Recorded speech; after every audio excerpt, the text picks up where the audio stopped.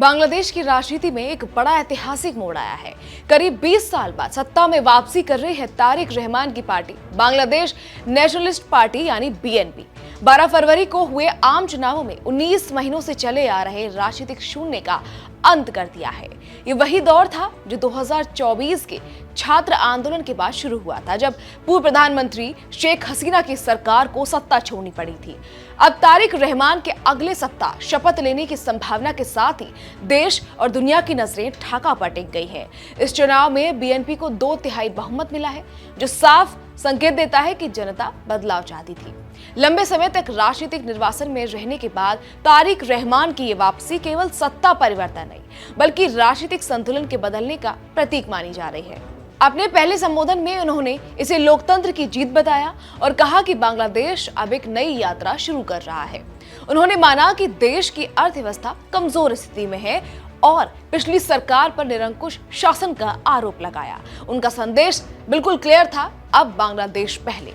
2024 का छात्र आंदोलन इस पूरे बदलाव की नींव बना। शुरुआत आरक्षण और चुनावी पारदर्शिता के मुद्दे से हुई, लेकिन देखते ही देखते ये व्यापक सरकार विरोधी आंदोलन में बदल गया।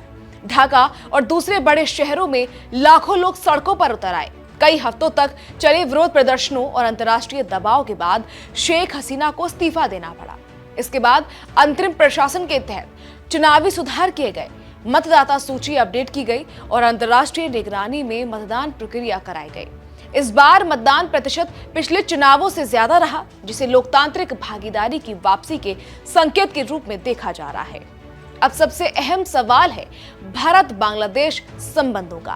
तारिक रहमान ने साफ कहा है कि उनकी विदेश नीति का आधार केवल बांग्लादेश और उसके लोगों का हित होगा। बीएनपी पहले भी ये कहती रही है कि वो भारत, चीन और पाकिस्तान के साथ संतुलित संबंध रखेगी और किसी एक देश पर निर्भर नहीं रहेगी। भारत और बांग्लादेश के बीच व्यापार, सीमा सुरक्षा, ऊर्जा सहयोग और कनेक्टिविटी जैसे कई अहम मुद्दे जुड़े हुए हैं। ऐसे में नई सरकार का रुख क्षेत्रीय राजनीति को प्रभावित कर सकता है। इसी संदर्भ में सबसे सेंसिटिव मुद्दा है शेख हसीना का एक्स्ट्राडिशन। अगस्त 2024 से वो भारत में रह रही हैं। नवंबर 2025 में बांग्लादेश की अंतर्राष्ट्रीय अपराध अदालत ने उन्हें 2024 के विरोध प्रदर्शनों के दौरान कथित मानवता के खिलाफ अपराधों में दोषी ठहराते हुए मृत्युदंड की सजा सुनाई। बीएनपी के वरिष्ठ नेताओं ने भारत से उनके प्रत्यर्पण की मांग दोहराई है। हालांकि तारिक रहमान ने कहा है कि ये पूरी तरह कानूनी प्रक्रिया पर निर्भर करेगा। भारत के लिए ये फैसला कूटनीतिक रूप से बेहद संवेदनशील होगा, क्योंकि दोनों देशों के रिश्ते रणनीतिक और आर्थिक रूप से गहरे हैं। नई सरकार के सामने केवल राजनीतिक नहीं, आर्थिक चुनौतियां भी कम नहीं है। विदेशी मुद्रा भंडार में गिरावट, बढ़ती महंगाई, निर्यात पर दबाव और अंतर्राष्ट्रीय वित्तीय संस्थानों की शर्तें, ये सभी मुद्दे सरकार की परीक्षा लेंगे। बीएनपी ने निवेश बढ़ाने, भ्रष्टाचार कम करने और युवाओं के लिए रोजगार सृजन का वादा किया है, लेकिन असली चुनौती इन वादों को जमीन पर उतारने की होगी। क्षेत्रीय स्तर पर भी ये बदलाव महत्वपूर्ण माना जा रहा है। चीन पहले से ही बांग्लादेश का बड़ा व्यापारिक साझेदार है और इंफ्रास्ट्रक्चर परियोजनाओं में उसकी भूमिका अहम रही है।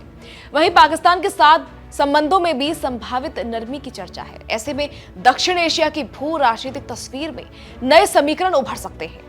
तो बांग्लादेश में ये चुनाव केवल सत्ता परिवर्तन की कहानी नहीं है, ये लोकतंत्र की दिशा, न्यायिक प्रक्रियाओं की विश्वसनीयता, क्षेत्रीय संतुलन और भारत बांग्लादेश संबंधों के नए चैप्टर की स्टार्टिंग है। अब सबसे बड़ी चुनौती तारिक रहमान के सामने ये होगी कि वो राजनीतिक स्थिरता बनाए रखें, विपक्ष को साथ लेकर चलें और बदले की राजनीति से बचते हुए देश को स्थिरता और विकास की राह पर लेकर जाएं।